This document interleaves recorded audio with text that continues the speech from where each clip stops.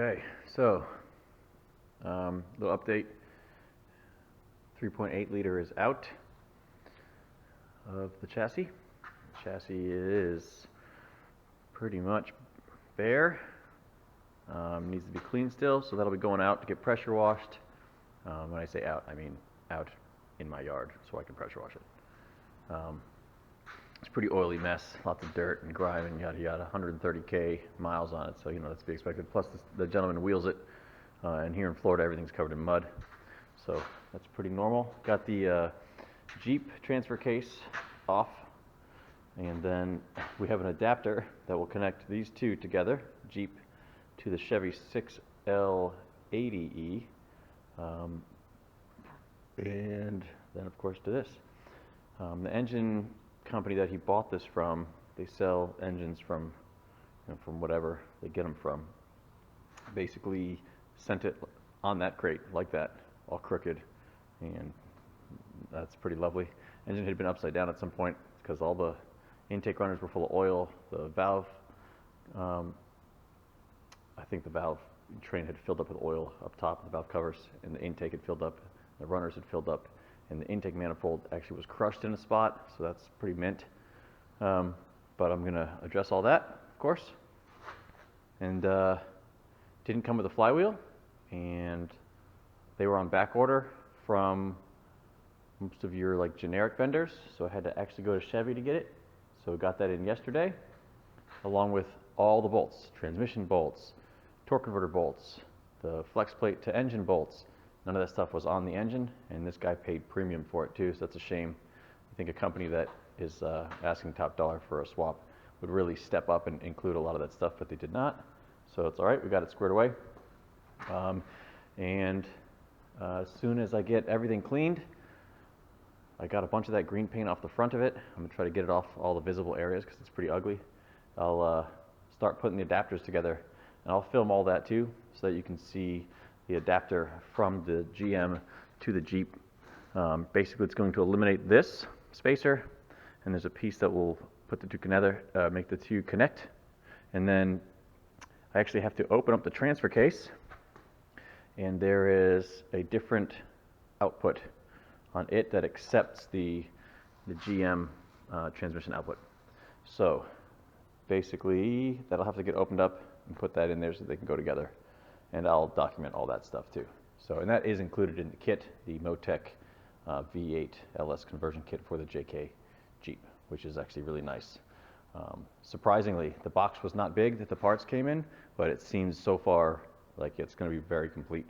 So that's going to be awesome. And of course, I'll do a review on that as we go along. But yeah, that's where we're at so far. The owner of the Jeep will be coming to get the engine, and when he does that, he's got some buyer for it. He's going to be dropping off long tube headers and a Y pipe, and then we will be either making a custom exhaust or adapting this to the OE style exhaust. He'll probably want something aftermarket so that it has a little more sound to it. But yeah, that's where we're at so far. All right, peace out.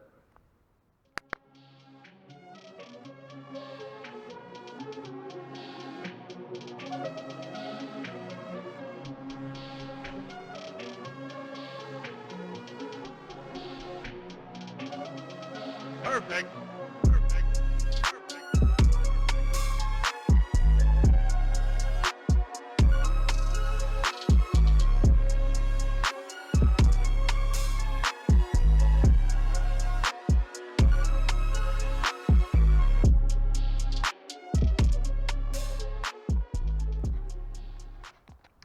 All right, so a little bit of pressure washing and foam canning.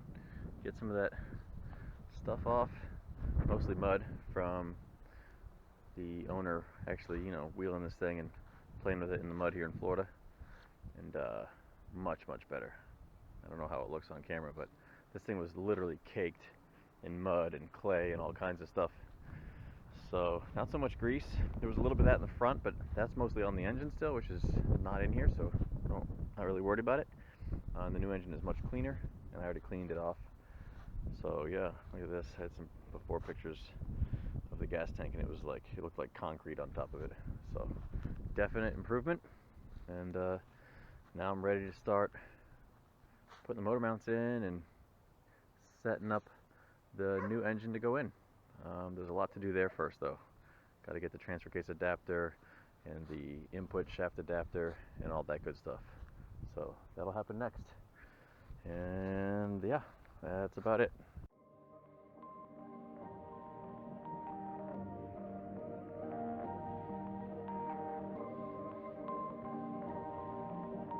Perfect.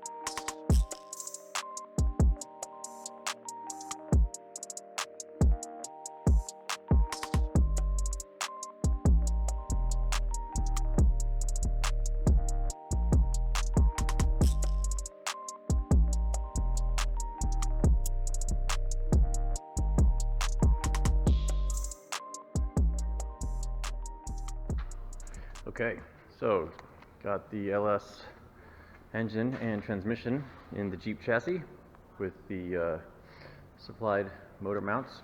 See the tranny mount. There's a GM mount with a spacer and an adapter plate. The motor mount uses a GM hydraulic mount. These have fluid inside of them for dampening. They actually work really well. And then Motec's block bracket and bucket, which utilizes the factory mount, so no welding, no cutting, which is really, really nice. Most kits, they got to cut the old mounts off and weld the new mount to the chassis, which isn't a big deal when you're doing a chassis off. But if you were doing it with the body still on, that's a bit of a nightmare. And those are the on both sides. Now they are not symmetrical. The engine does sit to one side a little more than the other. You can see the spacing here, right?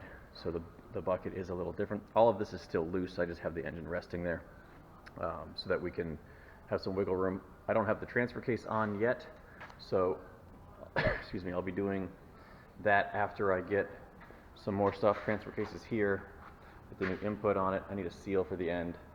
I have a seal, but I'm not happy with how it went in, so I'll probably replace that one. Yeah, we'll be going from there. I got Cook's long tubes that will be going on this. I can already tell that's going to be super tight, so that's going to be fun. I'm going to need to do some work there, and then once the transfer case goes on, I'll put the drive shafts back on, get those all connected so we can see kind of how everything lines up front to back. And then there's a whole bunch of stuff we do. I'm going to get a new fuel pump, even though this one looks clean now after I pressure wash the whole thing. And the charcoal canister / evap system, this gets moved to this area over here and then is switched over to the GM system. So and that's all in the wiring and stuff like that, and there are brackets for that. So I will move that and do all that while the chassis is off. And then once all the wiring is run and the drivetrain is in and mostly secure, I'll be putting the body back on. And that's probably going to be the toughest part, is getting this thing lined up to go back on. I've done a few of these Jeep off deals, the whole frame off deal, and it's always a pain. So I have these rollers that the chassis sits on, which makes it a much easier to do. And it's hard to see, but if you look here on the floor, you can see I have little chalk outlines. Those were where the tires were when the chassis and body were separated. So I do that, and they usually stick around just enough to get it really close so I'm not guessing a whole lot, and then just get it, once you get it down lower, you can really see where you're on and off. Some of the stuff will get cleaned up first, of course. These are going to come out because the stock transmission cooler is not adequate for the GM drivetrain. So they're an aftermarket one that's going to be going in here. Nice big one. And an aftermarket radiator. We may run this one for a little while until Motec is actually redesigning their GM swap radiator system that they make. And if that doesn't come out in time, then I'll do a big aftermarket aluminum and just kind of custom do the stuff. Since I can TIG weld, that's not a huge deal. Yeah, that's where we are. So that's probably where I'm going to stop for today, and you'll see the progress as it comes. I'll be doing the accessories next while I still have room, and the intake manifold won't go on until we're ready to put the body on, and then I'll actually probably get the loom on, and there's a whole bunch of other stuff that I'll be doing. But I'll be documenting the whole thing. So there you go. That's that.